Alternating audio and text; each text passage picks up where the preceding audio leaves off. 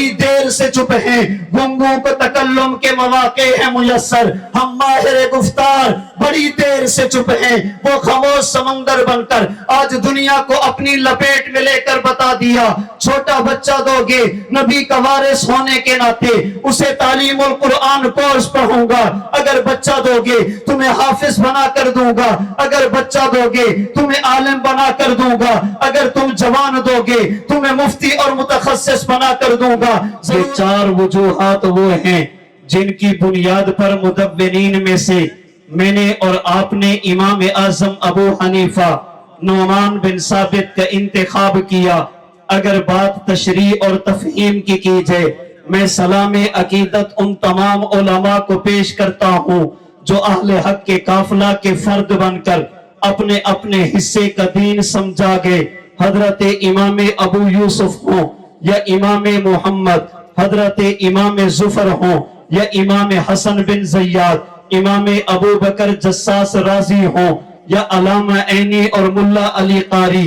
امام طحاوی ہوں یا امام نصفی اور علامہ تفتزانی، حضرت ننوتوی ہوں یا مولانا رشید احمد گنگوہی، حضرت تھانوی ہوں یا علامہ انور شاہ کاشمیری، موجودہ دور کے تمام اکابرین اہل حق کی میں تمام دینی خدمات کا اعتراف کرتا ہوں، لیکن میری مجبوری یہ ہے، مجھے جس بندے نے دین سمجھایا میرے ان کے ہوتے ہوئے کسی اور کی طرف نگاہ جاتی نہیں، کسی پر تنقید نہیں، اپنی مجبوری یہ ہے کہ بابا اٹھتی نہیں نگاہ، کسی اور کی طرف پابند کر دیا ہے کسی اور کی نظر نے، میرے شیخ و مرشد متکلم اسلام نے پھر دین کی تشریح بھی فرمائی ہے، آپ نے دین کو سمجھایا بھی ہے۔ میں تمام علماء کی قدر کرتے ہوئے اپنے شیخ کے انتخاب کی وجہ عرض کرنے لگا، میں نے اپنے علماء میں سے اپنے استاد کی تشریح پر اعتماد کیوں کیا،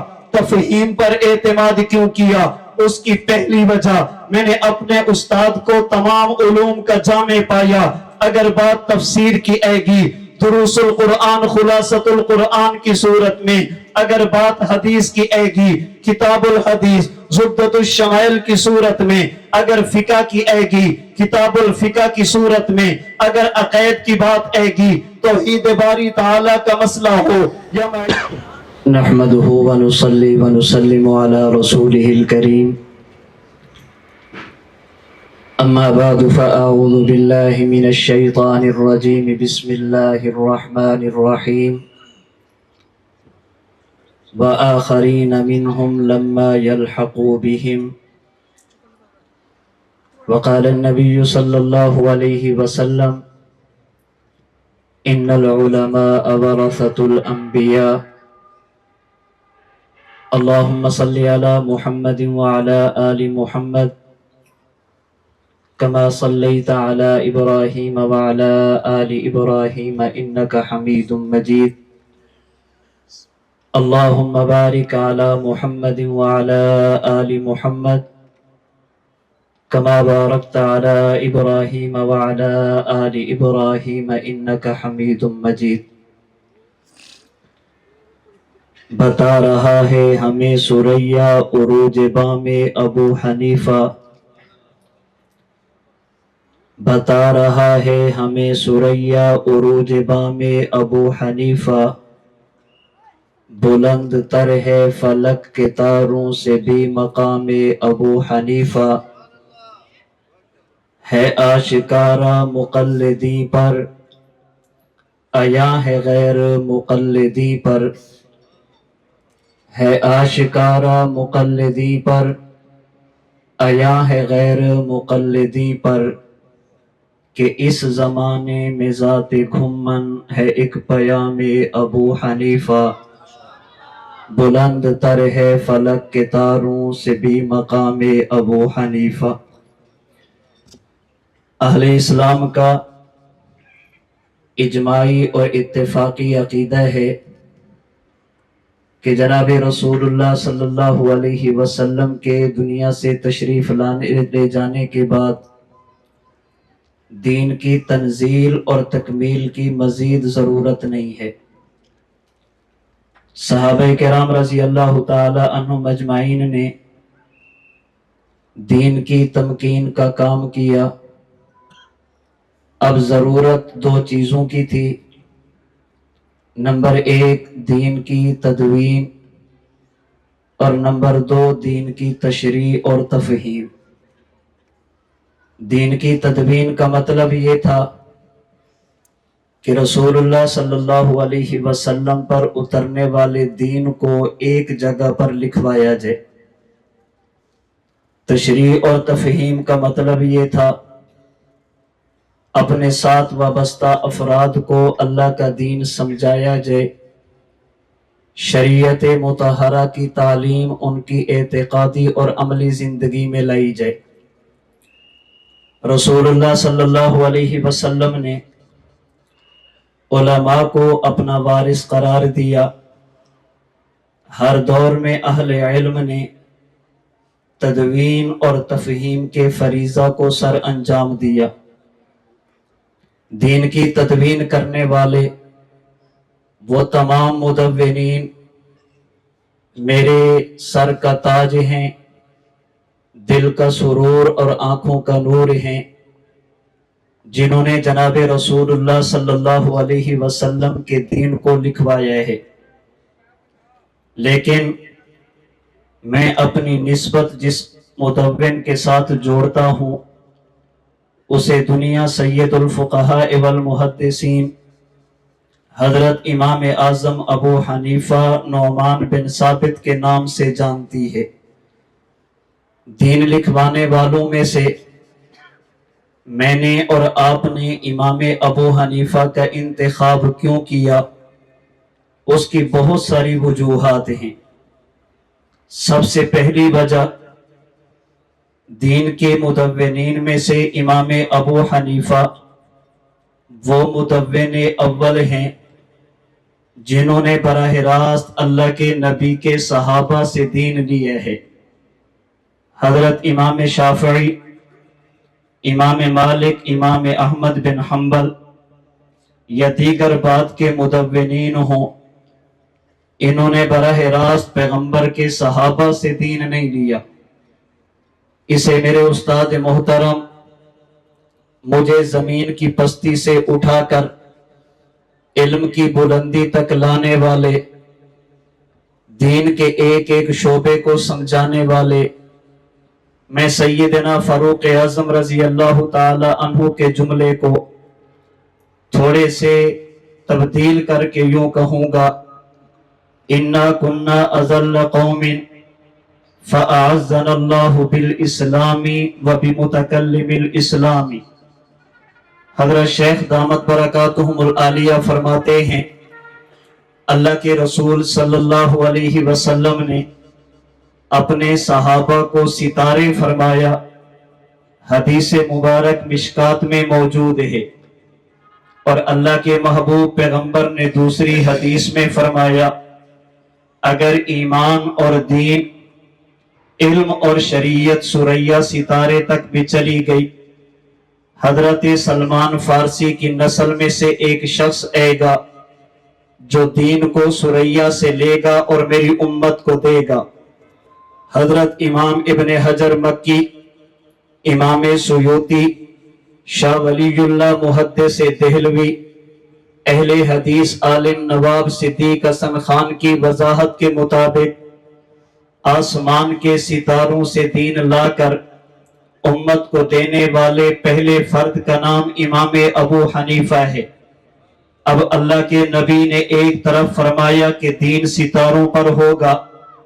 اور ایک آدمی وہاں سے دین لے گا، دوسری حدیث میں پیغمبر نے صحابہ کو ستارے فرمایا۔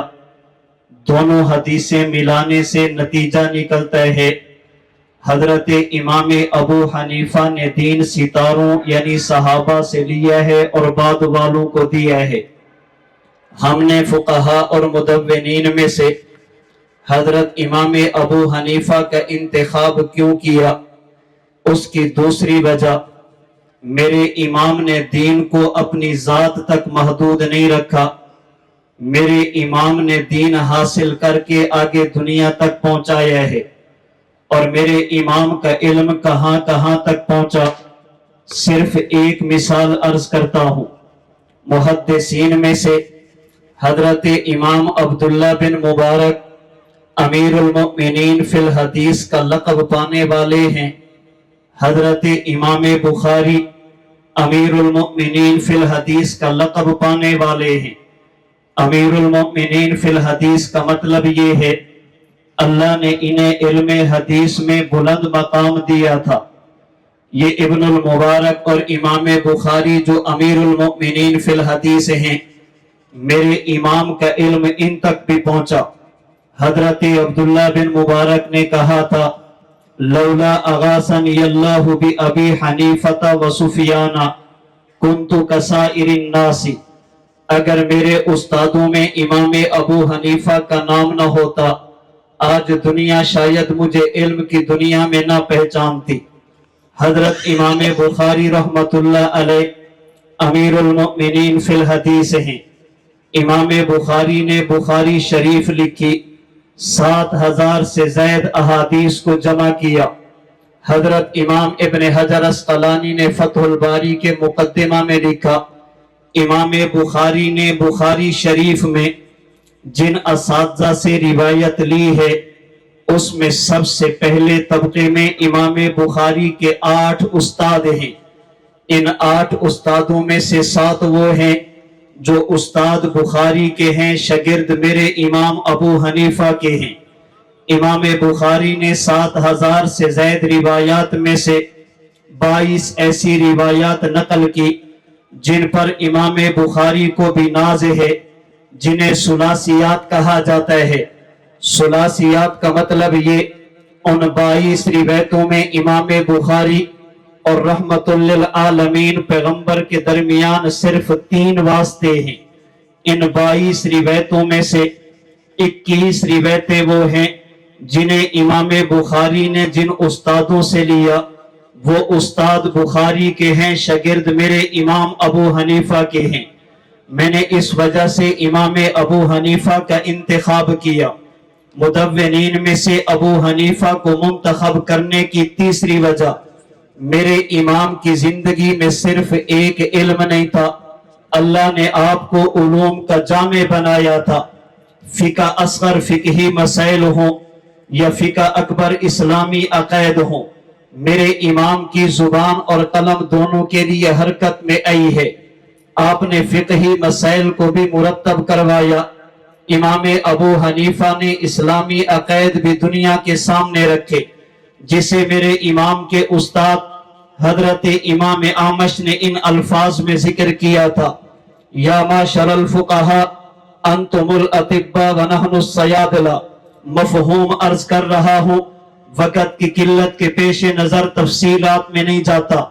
حضرت امام اعمش نے کہا تھا کوئی بندہ محدث ہوتا ہے تو فقیہ نہیں ہوتا، اگر فقہ کا علم ہو تو حدیث کا علم نہیں ہوتا۔ وَأَنْتَ أَيُّهَا الرَّجُلُ أَخَذْتَ بِكِلَا الطَّرْفَيْنِ، ابو حنیفہ میں نے اپنے شاگردوں میں سے تجھے دیکھا، اللہ نے تجھے تمام علوم عطا فرما دیے، اگر بات فقہ کی ہے تب بھی تیری زبان حرکت میں آتی ہے، اگر بات حدیث کی آ جائے آپ علم حدیث کے بھی امام نظر آتے ہیں۔ مدونین میں سے میں نے امام ابو حنیفہ کا انتخاب کیا۔ اس انتخاب کی چوتھی وجہ میرے امام کی زندگی صرف علم تک محدود نہیں تھی، میرے امام کی زندگی میں عمل بھی اعلیٰ درجے کا تھا۔ میرے امام صرف درس گاہ تک محدود نہیں رہے، اگر دن قال اللہ قال رسول اللہ میں گزرتا تو میرے امام کی رات مصلی پر گزرا کرتی تھی۔ میرے امام کی زندگی کا ایک بہت بڑا حصہ ایسا آیا جس میں امام ابو حنیفہ نے رات کا 1 منٹ بھی آرام نہیں کیا۔ آپ نے عشاء کے وضو سے فجر کی نماز ادا کی ہے۔ امام ابو حنیفہ کی یہ عملی زندگی تھی جسے امام یحییٰ بن سعید قطان نے اپنے انداز میں یوں کہا تھا جالسنا ابا حنیفہ وسمعنا منہ، میں اپنے استادوں میں سے ایک استاد امام ابو حنیفہ کی مجلس میں گیا، عرفت فی وجہہ انہ یتق اللہ، میں نے امام ابو حنیفہ کے چہرے کو جب بھی دیکھا مجھے ولایت اعلیٰ درجے میں نظر آئی۔ امام صاحب کی زندگی تقوی سے بھرپور تھی۔ یہ 4 وجوہات وہ ہیں جن کی بنیاد پر مدونین میں سے میں نے اور آپ نے امام اعظم ابو حنیفہ نعمان بن ثابت کا انتخاب کیا۔ اگر بات تشریح اور تفہیم کی جائے، میں سلام عقیدت ان تمام علماء کو پیش کرتا ہوں جو اہل حق کے قافلہ کے فرد بن کر اپنے اپنے حصے کا دین سمجھا گئے۔ حضرت امام ابو یوسف ہوں یا امام محمد، حضرت امام ظفر ہوں یا امام حسن بن زیاد، امام ابو بکر جساس رازی ہوں یا علامہ عینی اور ملا علی قاری، امام طحاوی ہوں یا امام نصفی اور علامہ تفتزانی، حضرت ننوتوی ہوں یا مولانا رشید احمد گنگوہی، حضرت تھانوی ہوں یا علامہ انور شاہ کاشمیری، موجودہ دور کے تمام اکابرین اہل حق کی میں تمام دینی خدمات کا اعتراف کرتا ہوں، لیکن میری مجبوری یہ ہے، مجھے جس بندے نے دین سمجھایا میرے ان کے ہوتے ہوئے کسی اور کی طرف نگاہ جاتی نہیں، کسی پر تنقید نہیں۔ اپنی مجبوری یہ ہے کہ بابا اٹھتی نہیں نگاہ، کسی اور کی طرف پابند کر دیا ہے کسی اور کی نظر نے۔ میرے شیخ و مرشد متکلم اسلام نے پھر دین کی تشریح بھی فرمائی ہے، آپ نے دین کو سمجھایا بھی ہے۔ میں تمام علماء کی قدر کرتے ہوئے اپنے شیخ کے انتخاب کی وجہ عرض کرنے لگا۔ میں نے اپنے علماء میں سے اپنے استاد کی تشریح پر اعتماد کیوں کیا، تفہیم پر اعتماد کیوں کیا؟ اس کی پہلی وجہ، میں نے اپنے استاد کو تمام علوم کا جامع پایا۔ اگر بات تفسیر کی آئے گی، دروس القرآن خلاصۃ القرآن کی صورت میں، اگر بات حدیث کی آئے گی، کتاب الحدیث زبدۃ الشمائل کی صورت میں، اگر فقہ کی آئے گی، کتاب الفقہ کی صورت میں، اگر عقائد کی بات آئے گی، توحید باری تعالیٰ کا مسئلہ ہو یا معیت ذاتیہ اور وصفیہ کی بات ہو، استواء علی العرش کی بات ہو یا اللہ کے مبارک اسماء حسنہ کی بات ہو، پیغمبر کی ختم نبوت کی بات ہو یا صحابہ کرام کے مقام اور دفاع کی بات ہو، پیغمبر کی ازواج اور اہل بیت کی بات ہو یا نبی کی آل اور اولاد کی بات ہو، اللہ کے نبی کی قبر کی زندگی، پیغمبر کی حیات فی القبر کی بات ہو، میرے شیخ ان تمام علوم پر لکھتے اور بولتے ہوئے نظر آتے ہیں۔ میں نے اپنے شیخ کا انتخاب کیوں کیا؟ اس کی دوسری وجہ، مجھے اپنے شیخ میں وہ 2 صفتیں نظر آئی جو امام ابو حنیفہ میں تھی۔ ایک کو افراد سازی کہتے ہیں، ایک کو تدوین کہتے۔ میرے شیخ نے افراد بھی تیار کیے اور میرے شیخ نے علم کو مدون بھی کیا، اس علم کو لکھوایا بھی ہے، صرف سینے تک محدود نہیں رکھا، اسے قلم کے ساتھ تحریر کر کے امت کے حوالے کر دیا۔ میں اپنے ذوق میں یوں کہوں گا، اللہ نے اپنے پیغمبر کو نبوت کا آفتاب بنایا، خدا نے میرے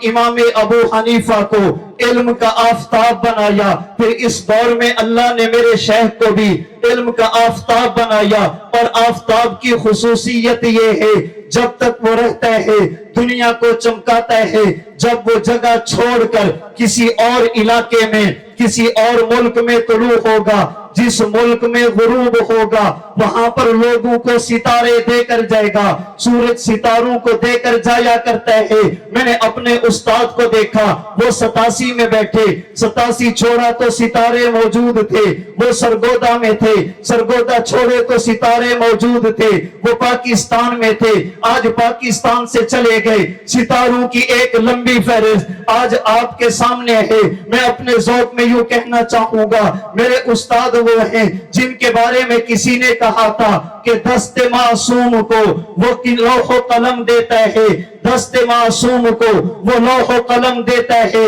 نوجوانوں کو وہ قندیل حرم دیتا ہے، بانٹتا پھرتا ہے وہ روشنی سورج کی طرح، جب ڈوبتا ہے تو ستاروں کو جنم دیتا ہے۔ میرے شیخ کے انتخاب کی تیسری وجہ، میں نے اپنے استاد کا انتخاب کیوں کیا؟ میں نے اپنے امام کو دیکھا، میرے امام کے ہاں مدہ اور ضم برابر تھی۔ مدہ اور ضم کے برابر ہونے کا معنی، اگر دنیا تعریف کرتی میرا امام تب بھی کام کرتا، اگر دنیا تعریف نہیں تنقید کرتی میرا امام تب بھی काम करता। मेरा इमाम किसी की मदद पर अकड़ता नहीं था, मेरा इमाम किसी की जम पर बिफरता नहीं था, मेरा इमाम किसी की तारीफ की वजह से अपने से बाहर नहीं होता था, और अगर दुनिया छोड़ देती मेरा इमाम तब भी अपने काम से काम रखता। मैंने अपने शेख को देखा, मुझे अपने शेख में ये सिर्फ नुमाया तौर पर नजर आ गई। आपने फैसला किया अगर दुनिया साथ होगी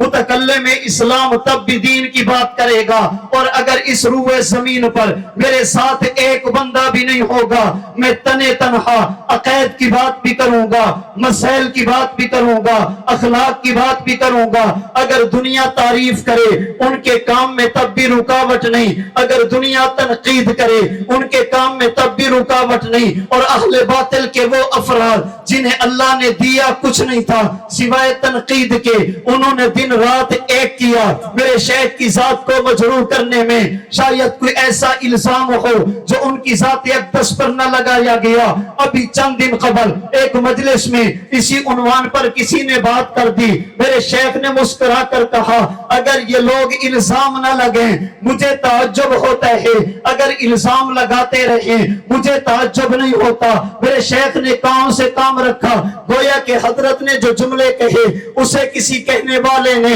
अपने ज़ौक़ में यूं कहा कि वह तनकीद न तकरार बड़ी देर से चुप है, तनकीद न तकरार बड़ी देर से चुप है, हैरत है मेरे यार बड़ी देर से चुप है। गुंगों को तकल्लुम के मौके हैं मुयस्सर, हम माहिर गुफ्तार बड़ी देर से चुप है। वो खामोश समंदर बनकर आज दुनिया को अपनी लपेट में लेकर बता दिया, छोटा बच्चा दोगे नबी का वारिस होने के नाते उसे तालीमुल कुरान कोर्स पढ़ूंगा, अगर बच्चा दोगे तुम्हें हाफिज बना कर दूंगा, अगर बच्चा दोगे तुम्हें आलिम बना कर दूंगा, अगर तुम जवान दोगे तुम्हें मुफ्ती और मुतखस्सिस बना कर दूंगा। जरूरत इस बात की है पैगंबर की खत्मे नबुव्वत के अकीदे को समझकर अल्लाह ने अपने नबी की खत्मे नबुव्वत की बरकत से जो उलमा के जिम्मे लगाया दीन की तदवीन और तफहीम है, मैं और आप इन उलमा के दस्तबाजू बनते हुए इनका साथ दें, रब के दीन की तदवीन में इनके मुआविन बने, और अगर ये समझाने के लिए बैठे अपने आप को इनके हवाले करें, इनसे दीन पढ़ें, इनसे दीन समझें, अपनी औलाद को भी दीनी तालीमात के साथ वाबस्ता रखने की कोशिश करें। अल्लाह मुझे भी आपको भी हमारी आने वाली नस्लों को भी इन दीन के सितारों के साथ मरते दम तक वाबस्ता रहने की तौफीक अता फरमाए। व आखिर दावाना अनिल हम्दुलिल्लाहि रब्बिल आलमीन।